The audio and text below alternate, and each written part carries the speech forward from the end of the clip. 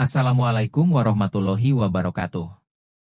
Segala puji dan syukur bagi Allah Subhanahu wa Ta'ala semata, yang Maha Hayyu lagi Maha Qayyum, yang tidak pernah terkena kantuk apalagi tidur. Sungguh, tidaklah berat baginya mengurusi alam semesta beserta isinya. Padanya segala makhluk bergantung. Sholawat dan salam sebanyak hitungan nafas dari segala makhluk yang telah dan belum diciptakan. Semoga selalu tercurah kepada Nabi Muhammad Shallallahu Alaihi Wasallam beserta keluarganya, sahabatnya dan pengikutnya. Dengan wasilah beliau semoga Allah selalu memberikan kita kemakmuran, kemuliaan, kesejahteraan, kebahagiaan dunia dan akhirat. Hai viewers, subscribers, komentator dan share band Madian Channel. Ayo kita lanjutkan video bahasan kita. Utbah bin Ghazwan memiliki posisi terhormat dalam Islam, Umar bin Khattab. Amirul Mukminin merebahkan dirinya di ranjang setelah syatal Isya. Ia ingin sekali beristirahat setelah ia berkeliling melihat rakyatnya pada waktu malam. Akan tetapi kantuk yang ia rasakan pun pergi, karena ada sebuah surat yang datang kepada beliau berbunyi, pasukan Persia yang dikalahkan oleh pasukan Muslimin rupanya selalu mendapatkan bala bantuan dari mana saja. Tidak lama lagi pasukan Persia akan mempersiapkan kekuatannya dan akan kembali melakukan perang. Dan ada yang mengatakan kepada Khalifah bahwa kota Al-Ubula 137 mempersiapkan bantuan yang amat banyak bagi pasukan Persia dengan memberikan harta dan prajurit yang berjumlah banyak. Maka Umar langsung bertekad untuk mengirimkan sebuah pasukan untuk menaklukkan Al-Ubula, dan memutuskan pasokan logistik mereka kepada pasukan Persia, akan tetapi Khalifah masih ragu karena jumlah pasukan yang sedikit yang kini sedang ia miliki. Hal itu dikarenakan sebab pasukan muslimin baik yang masih muda maupun tua telah pergi mengarungi bumi untuk berjuang di jalan Allah, sehingga yang tersisa di Madinah hanyalah sedikit orang saja. Maka Khalifah berpikir dengan caranya sendiri yang telah masyhur dikenal orang, yaitu dengan mengganti sedikitnya pasukan dengan kekuatan yang dimiliki oleh seorang panglima. Lalu Khalifah menghamburkan anak-anak panah milik para prajuritnya, kemudian beliau menguji mereka satu demi satu dalam memanah. Kemudian ia berkata, "Aku telah menemukannya." "Ya, aku telah menemukannya." Kemudian Khalifah menuju kudanya dan berkata, "Dia adalah seorang mujahid yang telah turut dalam perang Badar, Uhud, Khandaq dan lain-lain. Tidak pernah pedangnya salah tebas, dan anak panah yang dilesatkannya tidak pernah meleset. Dan ia telah berhijrah 2 kali. Dan ia adalah orang ketujuh yang masuk Islam di muka bumi ini." Begitu waktu subuh tiba, Khalifah berkata, "Panggilkan Utbah bin Ghazwan untuk panji pasukan kepada Utbah yang didukung oleh 310 orang prajurit lebih." Dan Khalifah berjanji kepada Utbah bahwa ia akan menambahkan jumlah pasukannya. Begitu pasukan yang sedikit ini hendak berangkat, Umar Al-Faruq berdiri untuk berpesan dan memberikan nasihatnya kepada pemimpin pasukan ini. Ia berkata, "Ya Utbah, aku telah memerintahkanmu untuk berangkat ke Ubulah yang merupakan salah satu benteng musuh. Aku berharap Allah Subhanahu wa Ta'ala akan membantumu untuk menaklukkannya. Jika engkau sudah tiba di sana, maka serulah penduduk Ubulah untuk kembali kepada Allah. Siapa di antara mereka yang memenuhi seruanmu, maka terimalah mereka dengan baik. Siapa yang tidak mau menerima seruanmu, maka pungutlah jizyah dengan menghinakan mereka. Kalau mereka tidak mau memberikannya, maka letakkanlah pedang di leher mereka bukan pada punuk mereka. Bertakwalah selalu, ya Utbah dengan amanah yang kau emban. Waspadalah dengan jiwamu yang dapat menimbulkan rasa sombong dan dapat merusak akhiratmu. Ketahuilah bahwa engkau pernah menjadi sahabat Rasulullah Shallallahu Alaihi Wasallam sehingga Allah memuliakan engkau karena beliau setelah hidup nista. Ia telah memberi kekuatan kepadamu karena beliau setelah kelemahan, sehingga engkau menjadi seorang pemimpin yang memiliki kekuasaan. Menjadi seorang panglima yang ditaati. Apa yang kau katakan akan didengar. Apa yang kau perintahkan akan ditaati. Alangkah hebat nikmat yang diberikan ini kepadamu selagi ia tidak memperdayamu dan memasukkanmu ke dalam jahanam. Semoga Allah akan melindungi dirimu dan diriku dari api jahanam." Utbah bin Ghazwan berangkat bersama para pasukannya dan ia juga diiringi oleh istrinya dan 5 wanita lain yang merupakan istri atau saudari dari para prajurit. Mereka berjalan terus hingga tiba di daerah Kashbah, yang terletak tidak jauh dari kota Ubulah. Mereka tidak punya apa-apa untuk dimakan, maka berkatalah Utbah kepada beberapa orang dari prajuritnya, Carilah oleh kalian sesuatu yang dapat dimakan oleh kita dari negeri ini. Maka berangkatlah para prajurit yang disuruh tadi untuk mencari makanan yang dapat menghilangkan rasa lapar mereka. Rupanya ada kisah tersendiri yang dimiliki oleh para prajurit ini saat sedang mencari makanan. Salah seorang mereka berkisah, "Saat kami sedang mencari sesuatu yang dapat dimakan, kami menemukan sebuah pohon yang lebat di mana terdapat 2 buah keranjang yang salah satunya berisikan kurma, dan pada yang lainnya berisikan biji putih kecil yang dibungkus dengan kulit kuning. Maka lalu keduanya kami ambil dan kami bawa menuju ke perkemahan. Lalu salah seorang dari kami melihat keranjang yang berisikan biji-bijian dan ia berkata, 'Ini adalah racun yang disiapkan oleh musuh untuk kalian. Janganlah kalian mendekatinya.' Kemudian kami membawa keranjang yang berisi kurma dan kami makan sekeranjang kurma tersebut. Sementara kami sedang asyik makan lalu tiba-tiba ada kuda yang telah berhasil memutuskan tali kekangnya. Kemudian ia mendatangi keranjang yang berisi biji putih tadi kemudian memakannya. Demi Allah, kami ingin sekali untuk menyembelihnya sebelum ia mati sehingga kami dapat memanfaatkan dagingnya. Lalu pemilik kuda tersebut menghampiri kami dan berkata, 'Biarkan dia, aku akan mengawasi kuda ini pada malam hari.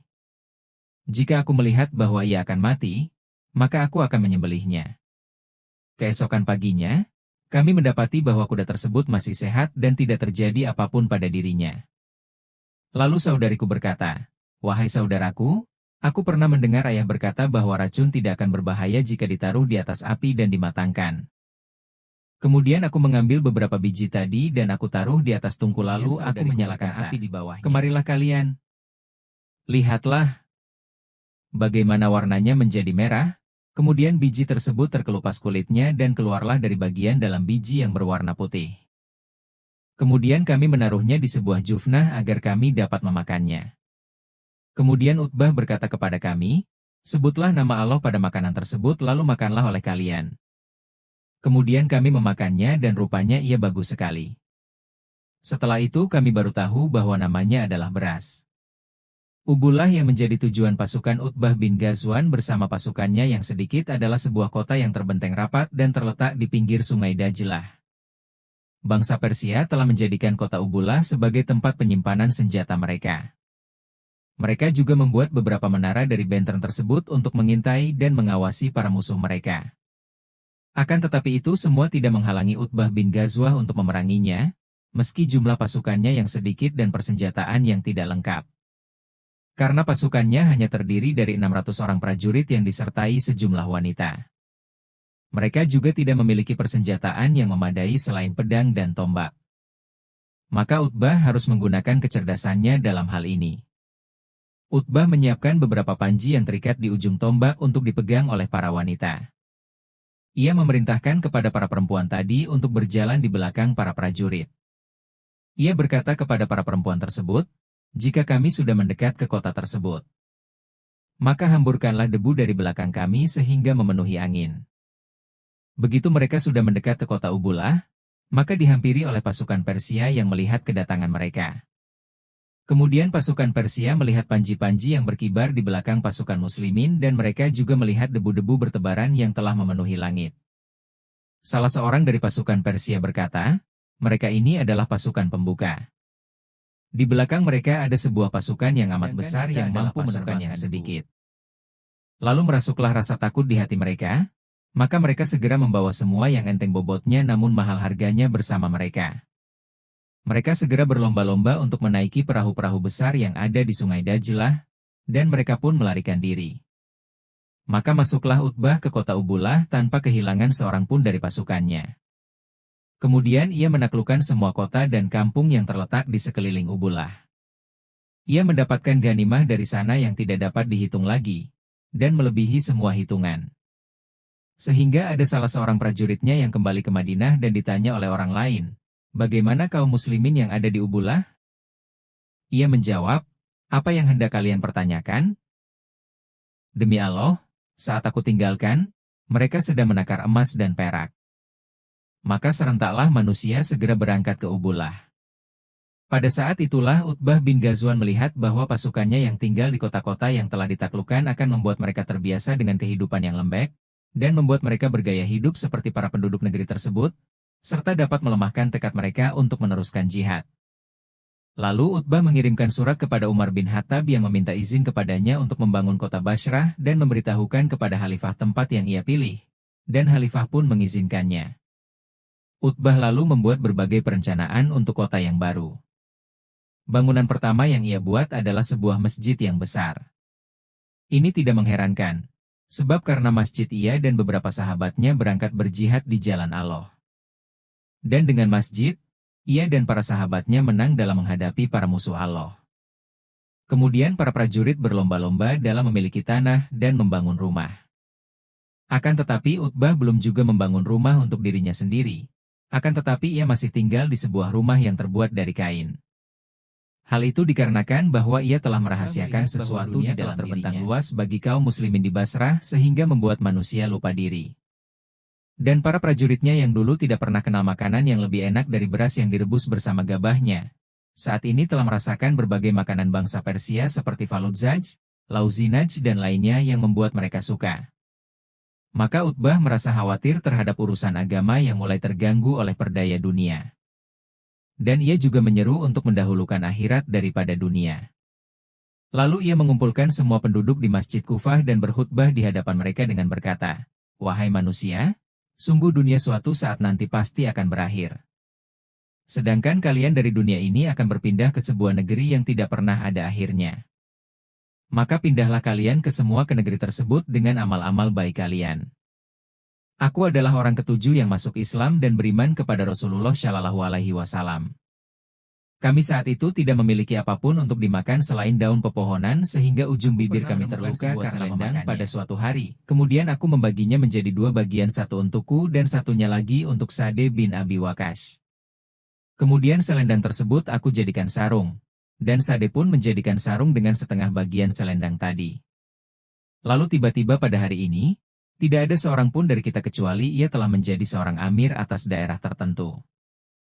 Aku berlindung kepada Allah untuk menjadi besar di hadapan diri sendiri dan kecil di hadapan Allah."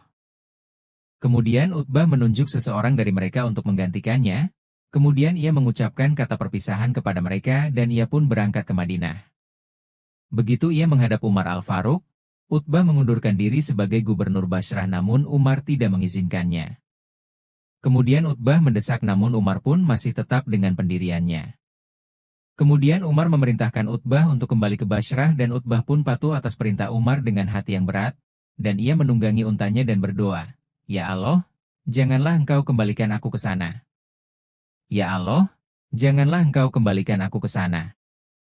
Maka Allah Subhanahu wa Ta'ala mengabulkan doanya. Tidak jauh dari Madinah, unta yang ia tunggangi ditemukan oleh orang, dan Utbah jatuh dari atasnya dengan tiada bernyawa. Rupanya ia sudah meninggal.